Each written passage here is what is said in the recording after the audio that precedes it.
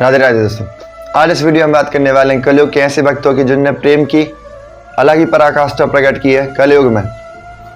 तो हम बात करने वाले हैं कलयुग में प्रेम की प्रधानता प्रकट करने वाले भक्त। सभी लोग जानते हैं और संतजन इस बात के साक्षी हैं कि कलयुग में केवल प्रेम से ही भगवान प्रकट होते हैं, अतः प्रेम ही प्रधान है। भक्तों का दास कुलशेखर नाम का एक राजा था। उसने रामायण की कथा में रावण द्वारा सीता जी का हरण सुना। सुनते ही उसे आवेश आ गया और वह तुरंत हाथ में तलवार लेकर घोड़े पर चढ़कर मारो मारो चिल्लाता हुआ दौड़ा और घोड़े को समुद्र में कुदा दिया। दूसरे एक प्रेमी भक्त ने नरसिंह लीला के अनुकरण में नरसिंह बनकर हिरण्यकश्यप बने हुए व्यक्ति को सचमुच मार डाला। पुनः रामलीला में उसी भक्त ने दशरथ बनकर श्री राम जी के वियोग में अपने शरीर का त्याग कर दिया। श्री रतिवंती बाई ने श्री भागवत की कथा में सुना कि माता यशोदा ने रस्सी से श्री कृष्ण को बांध दिया। सुनते ही अपने प्राण त्याग दिए। इन चरित्रों भक्ति चरित्रों से कलयुग में प्रेम की प्रधानता प्रकट एवं सिद्ध हुई है। इन भगवत प्रेमी भागवतों का पावन चरित्र संक्षिप्त में कुछ इस प्रकार है। श्री कुलशेखर जी कोली नगर केरल के राजा थे। ये भगवान की कौस्तुभमणि के अवतार माने जाते हैं। राजा होने पर भी उनकी विषयों में तनिक भी प्रीति नहीं थी। वे सदा भगवत भाव में लीन रहने वाले थे। उनका सारा समय सत्संग, कीर्तन, भजन, ध्यान और भगवान के अलौकिक चरित्रों के श्रवण में ही व्यतीत होता है। उनके इष्टदेव श्री राम थे और वे दास्य भाव से उनकी उपासना करते थे।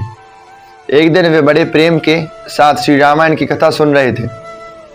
प्रसंग यह था कि भगवान श्री राम सीता जी की रक्षा के लिए लक्ष्मण को नियुक्त कर स्वयं अकेले खरदूषण की विपुल सेना से युद्ध करने के लिए उनके सामने जा रहे हैं। पंडित जी कह रहे थे, चतुर्दशस्त्राणि रक्षसाम भीमकर्माणाम एकस्य रामो धर्मात्मा कथम युद्धो भविष्यति। अर्थात धर्मात्मा श्री राम अकेले 14,000 राक्षसों से युद्ध करने जा रहे हैं। इस युद्ध का परिणाम क्या होगा। कुलशेखर जी कथा सुनने में इतने तन्मय हो रहे थे कि भूल गए कि यहाँ रामायण की कथा हो रही है।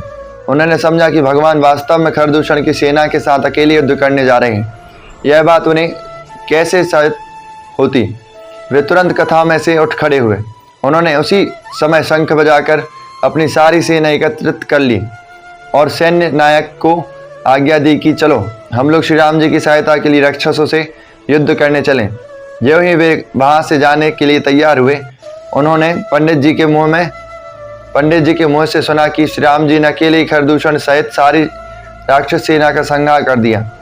तब कुलशेखर जी को शांति मिली और उन्होंने सेना को लौट जाने का आदेश दे दिया।